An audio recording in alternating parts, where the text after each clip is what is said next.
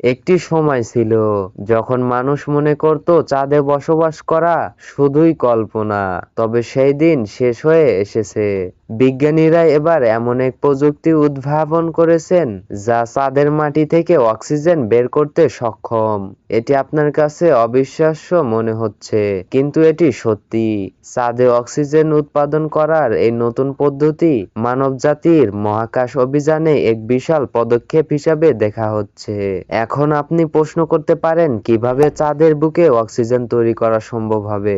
এর উত্তর হচ্ছে, চাঁদের মাটিতে প্রচুর অক্সাইড রয়েছে যা অক্সিজেনের সঙ্গে যুক্ত থাকে।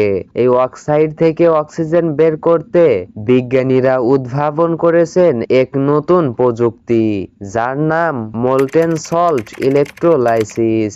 এর মাধ্যমে চাঁদের মাটিকে উত্তপ্ত করা হয় এবং অক্সিজেন আলাদা করা হয়। নাসা এবং ইউরোপিয়ান স্পেস এজেন্সি এই মিশনের নেতৃত্ব দিচ্ছে।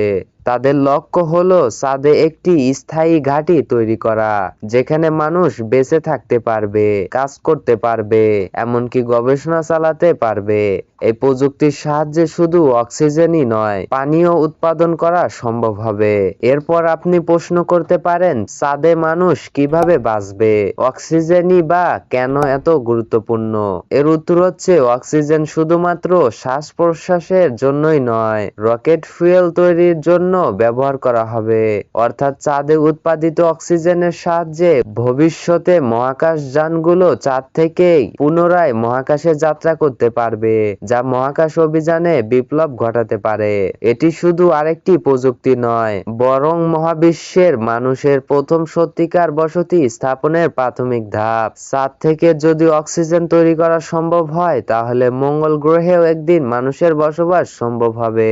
এটি কি মহাবিশ্বে মানুষের ইতিহাসের সবচেয়ে বড় অগ্রগতি হতে যাচ্ছে?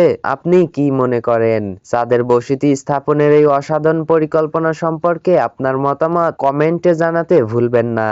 আর ভিডিওটি ভালো লাগলে অবশ্যই লাইক করবেন এবং চ্যানেলে নতুন হয়ে থাকলে অবশ্যই সাবস্ক্রাইব করবেন।